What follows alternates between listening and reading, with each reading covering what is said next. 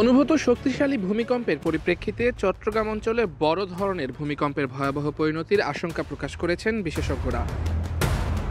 তাদের মতে এই অঞ্চলে বড় ভূমিকম্প হলে ৭০ থেকে ৮০% ভবন ধসে পড়তে পারে এবং তাতে প্রাণহানির সংখ্যা লাখ ছাড়িয়ে যাওয়ার ঝুঁকি রয়েছে।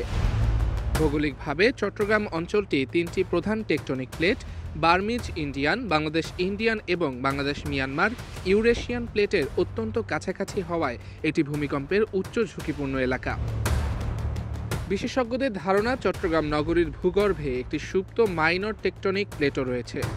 এই টেকটনিক প্লেটগুলোর অস্বাভাবিক ও ধারাবাহিক গতিশীলতার কারণে ২০২১ সাল থেকে এ পর্যন্ত দেশে মোট ২১২ বার ভূকম্পন অনুভূত হয়েছে।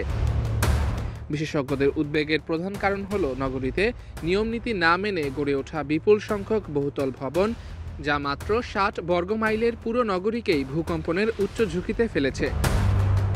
চট্টগ্রাম প্রকৌশল ও প্রযুক্তি বিশ্ববিদ্যালয়ের চুয়েট সাবেক উপাচার্য প্রফেসর ডক্টর মোহাম্মদ জাহাঙ্গীর আলমের মতে, চট্টগ্রামের প্রায় ৭৫% পুরনো ভবন ৫০ থেকে ১০০ বছর ঝুঁকিপূর্ণ এবং নতুন অনেক ভবনও ভূমিকম্প প্রতিরোধী নকশা ছাড়া নির্মিত হচ্ছে।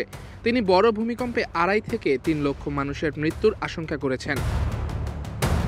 চট্টগ্রাম উন্নয়ন কর্তৃপক্ষ সিডিএ এর তথ্য মতে, নগরীতে বর্তমানে ৪,০১,৭২১টি বহুতল ভবন রয়েছে, যার মধ্যে ১৩,৪৮০টি ৬ থেকে ১০ তলা এবং ৪৮৪টি ১০ তলার বেশি।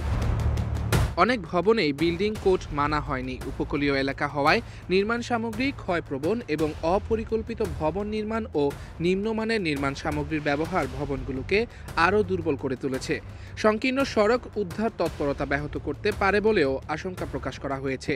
গত ৪ বছরে দেশে ৩৭ বার ছোট মাত্রার ভূমিকম্প হলেও শুক্রবারের ৫.৭ মাত্রার ভূমিকম্প রাজধানী ঢাকা ও চট্টগ্রামে বড় বিপদের বাস্তবতা স্পষ্ট করেছে। ইঞ্জিনিয়ার্স ইনস্টিটিউশনের চেয়ারম্যান প্রকৌশলী মঞ্জারে খোরশেদ আলম ভবনগুলোকে রেট্রোফিটিং করে ঝুঁকিমুক্ত করার বা টেকনিক্যালি সম্ভব না হলে ভেঙে ফেলার পরামর্শ দিয়েছেন। তিনি সংকীর্ণ সড়ক প্রশস্ত করা এবং নিয়মিত সতর্কতামূলক কার্যক্রমের উপর গুরুত্ব দিয়েছেন। বিশেষজ্ঞদের মতে, যে কোনো সময় বড় ধরনের ভূমিকম্প ঘটতে পারে এবং প্রয়োজনীয় প্রস্তুতি না থাকলে তার পরিণতি হতে পারে ভয়াবহ।